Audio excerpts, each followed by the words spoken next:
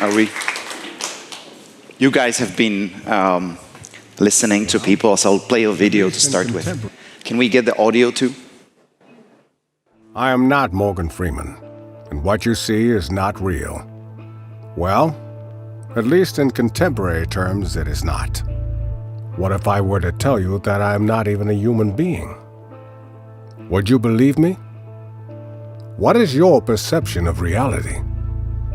Is it the ability to capture, process, and make sense of the information our senses receive? If you can see, hear, taste, or smell something, does that make it real? Or is it simply the ability to feel? I would like to welcome you to the era of synthetic reality. Now, what do you see?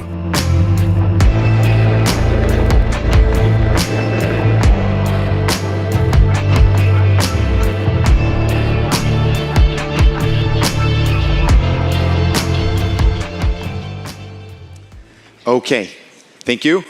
So this was just a little bit wake us up at which era are we living in, that people are getting the lip voiceovering and we have all those details that are somewhere there in advance, and probably they have not been invented a couple of years ago, but already for a couple of decades, just like there are the platforms that we're talking about constantly. I have a terrible echo, but that's okay, I guess, right? Okay. Just like machine translation. So, this is me. And I would start with the famous saying by Renato Beninato that translation is like a toilet paper. People never realize that it exists until it's not missing, right? But what I want to talk to you today about is this really shifting? Are the corporations realizing that translation can actually help them, or even localization can help them with expanding and blah, blah, blah. I won't tell you in advance. I'll get there in a second. So, do you have phones with you? If you do, please check the QR code. You're going to find my LinkedIn profile there. Are you here with me? If you have phones, take it out so you can scan my LinkedIn profile and have a look so we can stay connected. All right, are we done?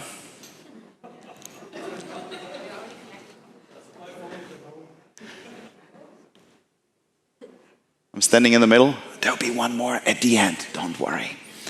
Anyway, thank you. So, a couple of data to start with, as we're a research and consulting company.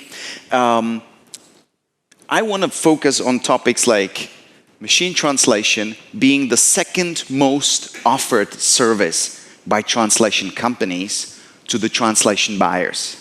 It's not that we do the machine translation. We actually speak to the client about that type of service. So I want to get back to this in a later stage. I want to also talk a little bit about multimedia, because subtitling is the third most offered service that's going out there. I think that's a huge change to, if you think, 5 years ago, isn't it? Or even 2 years ago, before pandemics, because people were sitting at home and watching the movies, right? They wanted to understand what this is about. And we didn't have time to voice over all of that. Copywriting, transcreation, content creation. I think that is actually bringing us to why should the buyers feel better about our service, why we shouldn't be the toilet paper, because we are actually probably going to help them with creating the content. We can be there with them, we can take it over and make sure that the transcreation is helping the marketing managers to reach to many more leads in the target group than ever before, right? Because the typical challenge that we had in the past with translation, obviously, is that it was perfectly translated, but was not localized for that particular region. You are experts, I don't need to explain more on that. That would be a different type of audience. Dubbing and voiceovering, transcription, on-site interpreting and remote interpreting moved to 7th and 8th place, respectively, again, as we're out of the pandemics. Now, what are the important verticals that we're looking at? I think there is no surprise that technology is standing first. Finance and legal, still standing straight and being important. Marketing as the third icon. I think this is super interesting because we're realizing that audience, the final user of the products that we're localizing, are actually much more interested in getting the information. And that's why marketing is expanding constantly. Life science went down. You can again see after pandemics, it went down from 67 to 60%. This is 2021 versus 22. Education and e-learning, again, people got used to find information and get the translation, get the education on languages from in their own languages. Government, media, and entertainment. So if you look at these 8 most important verticals, once again, it has shifted in quite recent period of time. Manufacturing, which especially here in Germany, has been really the most exciting vertical, right? We all remember good old TechCon, where the biggest translation event at the end of the day, and most of the translation vendors were trying to push and get more business there back in those times, is already all the way down here. This is international, sorry, I should have said that, not just for German market. Okay, so what are the things that can help us grow? Obviously, as in any other industry, acquiring new clients. Christian talked a lot about that. How does he do it? And how do we acquire other companies? Selling more to existing clients. I'm not gonna give you the sales workshop here, but you know that it's 8 times easier to upsell business to your existing customer than finding a new one, right? So this is definitely, or we have the ability of increasing the pricing. Why am I mentioning this here? I will get back to the topic of us not having enough vendors anymore, people not being interested in translation job. I'm gonna get there. But what we're actually doing today is that we're invoicing per word still, but as I said a minute ago, we're actually helping them with reaching the target audience, the end users of the products. So what is really important for us is to realize the complexity of what we're doing here. And great event, guys. Thanks for inviting me. But honestly, the complexity is hard to automate. We still need to work hard on the other levels that are out there, right? This is not possible because it's constantly going to be growing out. And the technologies, thanks to, I think we can be happy for that, will always be catching up with us, right? The idea will be always ahead of where we want to be, right? Ahead of where the technology can help us out. So what I want to say here is, do not underestimate the complexity of the automation, of the ability that we want to be offering the clients, and don't only focus on offering the words, because then you are turning back to the toilet paper situation. So, I want to share a few words here. I believe this is not new to you, but I think it's important to say the services that we're offering on top of the typical standard services are content creation and XLQA. So the XLQA is a moment where the target audience actually is seeing the content that is only in the target language.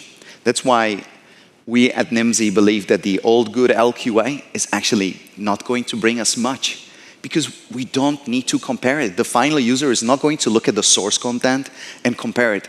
What is most important and what only makes sense is to see whether we brought their interest, whether they're gonna buy the product in the end or not, or use it, or know how to use it, right? So this is an XLQA is a measurement where we actually measure the response to the final content by the end user. Consulting and insights is a nice gateway, and I believe all of you at more or less expertise are offering some consulting services to your customers. Doesn't have to be on technology, doesn't have to be on the translation processes, could be on going to different type of markets. Should we actually expand or add more languages? What is the value if we do it in that and stuff like that, right? Again, nothing new to you.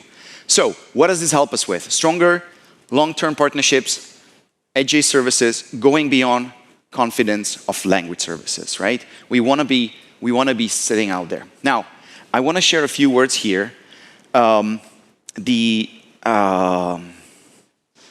Okay, let me start with the story. And I hate to be higher, and I'm still feeling like someone can't see, so I'll just walk around a little bit. So, the situation that we're facing today is that when a writer is creating a new content, even a book writer, even an article, person who's writing an article, would be using AI to see if there is a similar content to what he's actually or she's creating right now, right? So that is how far we are in the content creation.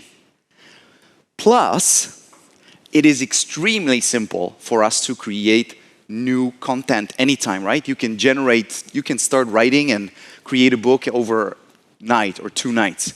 But is it so simple to translate it?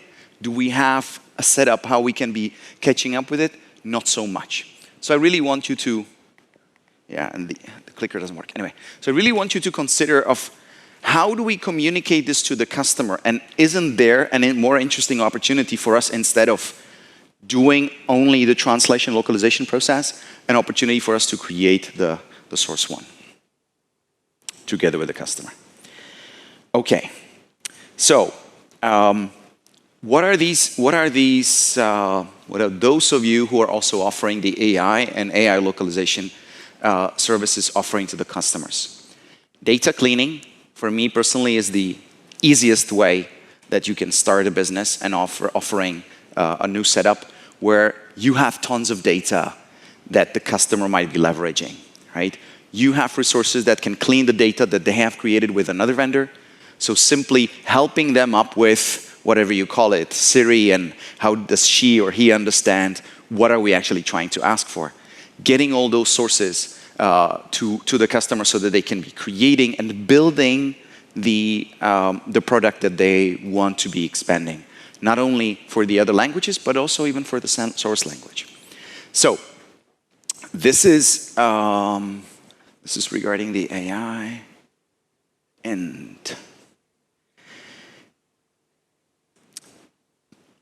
I want to mention the modern MT because I think it's really something that is making a new step in what we're doing with machine translation, or what's happening with machine translation. Because these tools, and you may also mention, oops, I'll just jump back. You may also think about Omniscient and similar tools that are actually looking at the entire content, right? We're not looking only at a particular sentence and how do we translate or how do we machine translate that particular sentence, but the entire page or maybe the entire document. So we're scanning through the entire setup to get the full context. Talking about machine translation, 79 of LSPs are speaking about, yes, we do use it. We actually actively work on it. And 54 of the buyer side customers or buyer side companies are actually using MT as well. 54% of our advanced clients are using machine translation, right? So I hope everyone's using machine translation here. If you're not, start doing it. It shouldn't be difficult. You have advanced organizations who can help you with it, who can even help you with the setup of measuring the quality of the outcome. I don't know if I took out the slide or if I have it here later, but for example, the Taos setup can actually give you, based on the advanced blue scoring, measure the possible outcome of the machine translation before you even start with it. And the cost saving that they're talking about is between 50 to 80% versus post-editing if you use the methodology that they're using in there, okay? This is really blurry. Go to nimdzi.com and check the machine translation within technology section, technology atlas, to see more details on that, okay? Any comments? Anyone want to comment on that? Machine translation? No machine translation experts here? Okay, thank you. No comments, Depan? Okay, thank you. All right, another thing that we've been doing a lot in the old times, and basically we can say the translation company is an organization that is actually doing crowdsourcing kind of, or professional crowdsourcing. These are the platforms that present themselves as literally using some direct users from the street to be able to help them with creating the content. I want to mention Xfluency. Has anyone heard about Xfluency here? 1, 2, 3, okay.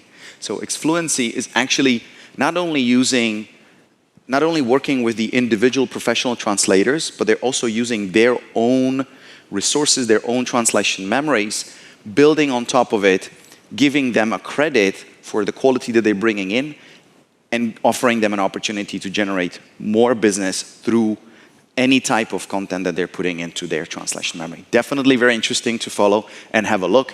And then I would definitely suggest to look at the terminology coordination by the European Parliament, the DG TRAD, because that's also an interesting project done within a combination of machine translation providers. Okay, so I've already mentioned earlier that the biggest challenge, and if there was one thing I would want you to walk away with from this presentation, is the talent shortage. I don't know is there anyone who's not having enough translation resources today? Is anyone missing translators? Hands up.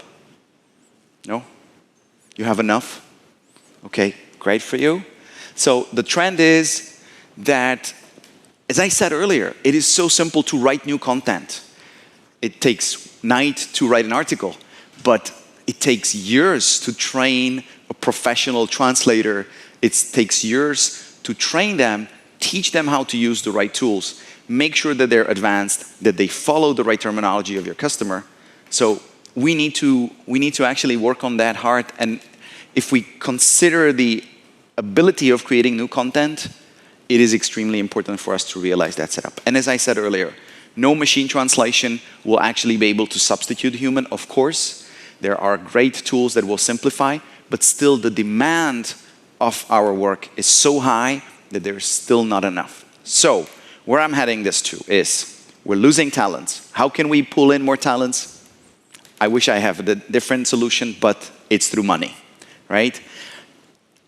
I don't know if too many of your translators are super happy about the income that they're generating. Most of the freelancers are actually not happy. Based on our research, in general, most of the translations to freelancers are being underpaid by 10 to 20%. For German, for example, and Portuguese, it's above 25% versus what should be happening. And now if you consider the inflation that we're all seeing globally, doesn't matter whether it's because of the war now or whether it's because of the pandemic before, we got to do something about it. And it's us who has to do something, right? So,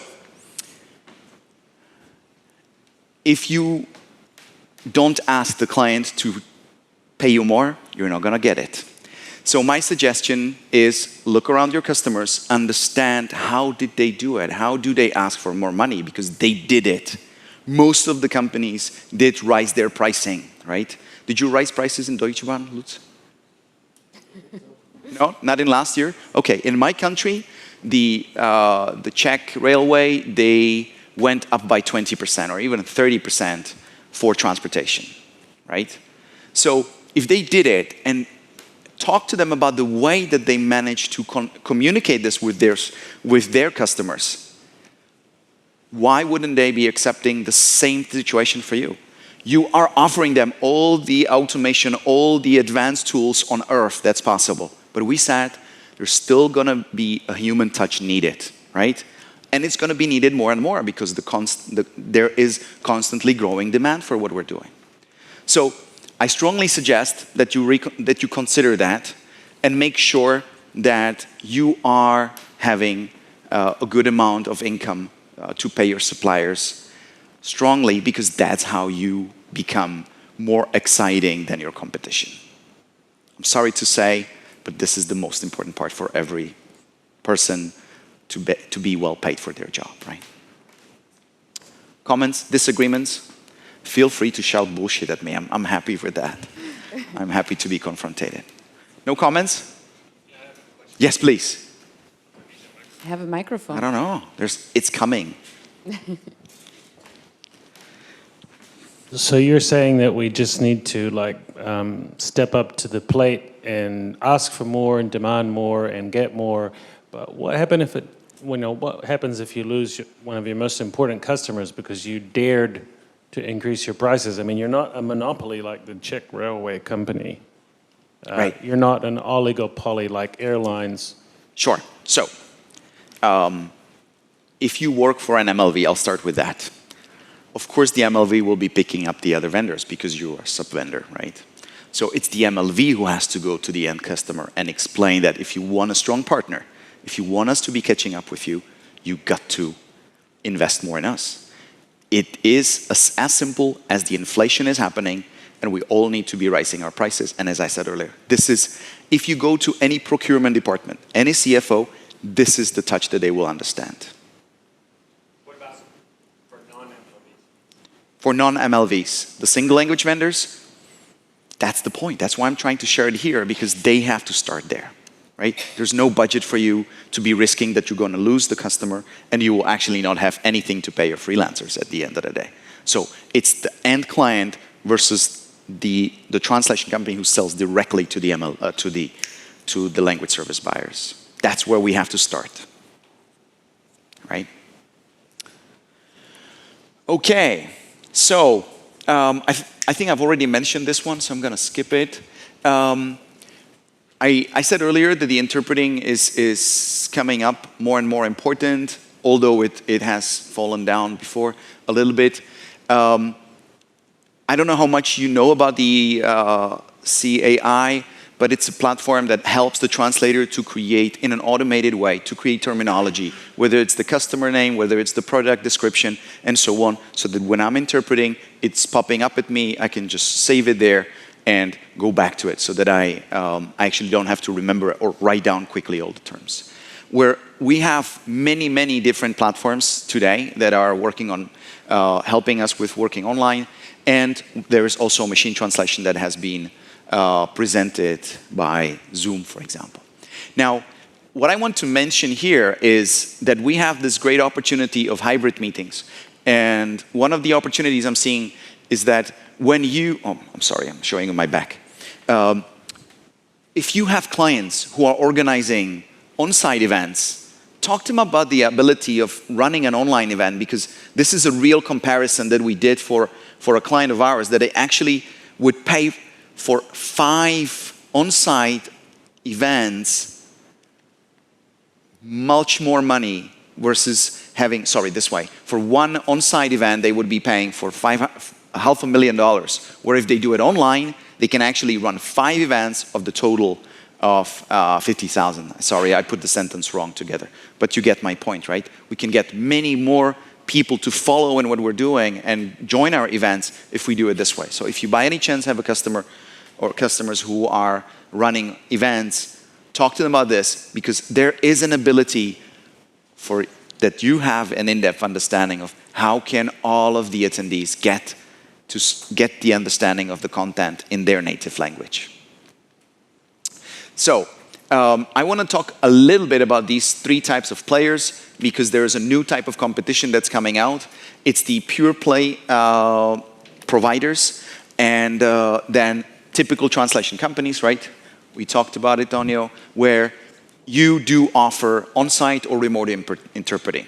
But if we look at the major video conferencing platforms like Zoom, you can already get the machine interpreting in there, within that platform. So actually they are becoming your competitors as well, right? So we have these 3 groups. What is still missing, though, is one centralized organization where we can do all of these stages, printed materials for events, whether it's interpreting, whether it's on-site or remote interpreting, but all of those 3 services, there is no organization that's actually offering all those 3 at the same time. So there's a business opportunity for you. I'll skip this one. I just wanted to talk here a little bit about, in 21, the sector of interpreting reached $9 billion.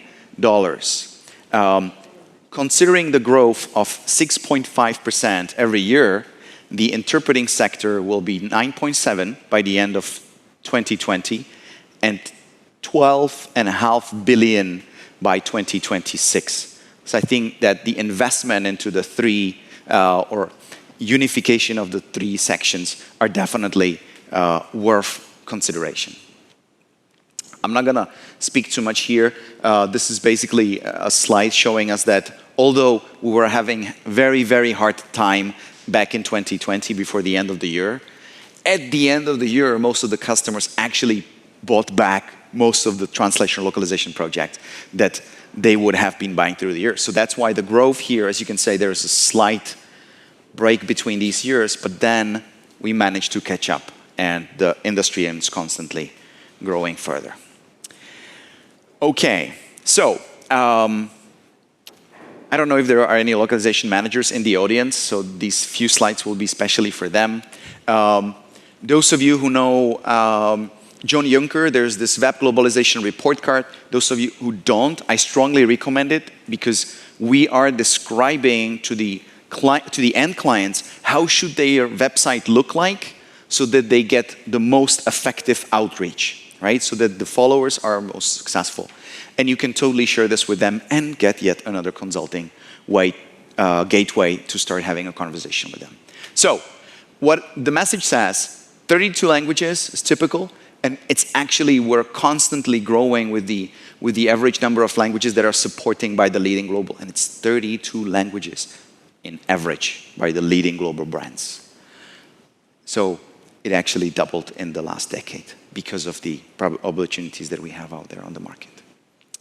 Okay, again, this is a slide. I'm sorry it's not so visible. This is a slide mainly for those who are not ready to invest in localizing into specific language combinations or variations of the languages.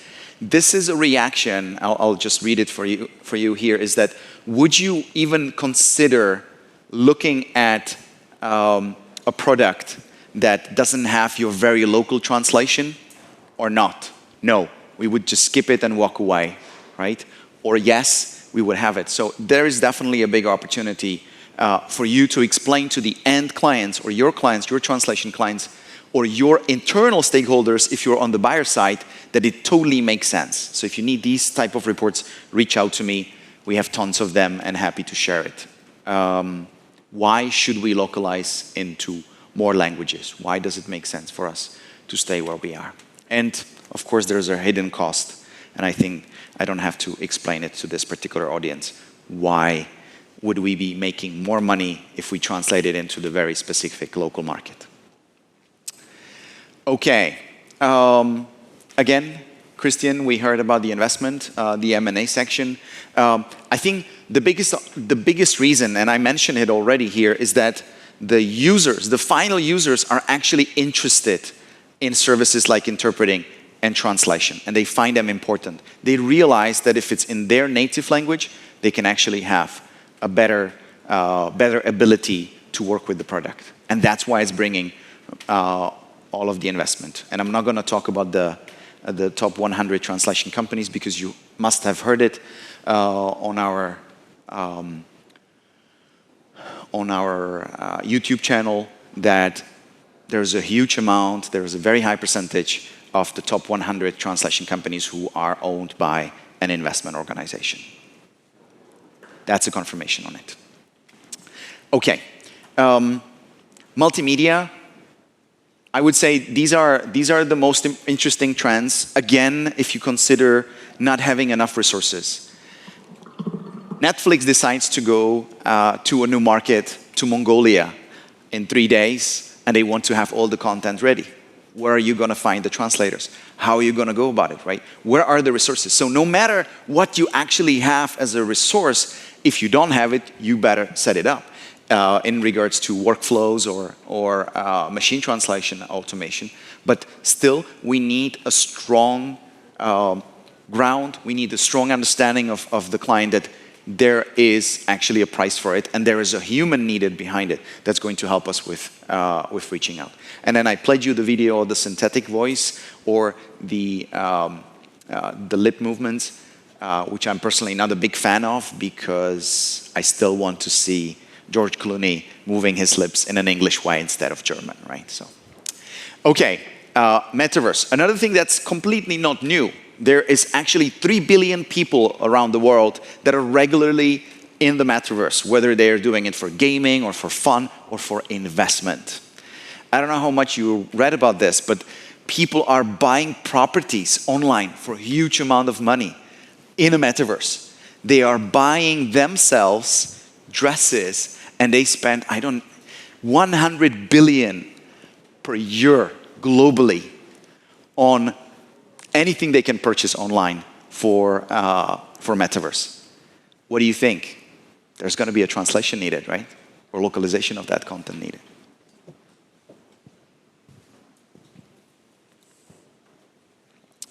Okay, I think this is it. So I don't know if you want to watch another video or if that's enough. But here's the message. Fear and uncertainty and doubts are stopping us. Of course, when we want to accomplish, when we want to make sure that we're changing, that we're moving forward, we need to go ahead with optimism, growth, even if there's a strong competition working with us. I'll play the video and then I'll give a chance here. Just again, as I said, I want to see these guys speaking in the original language. I don't know. Oh, did it go down? No, doesn't matter. Just skip it. Thank you. Thank you.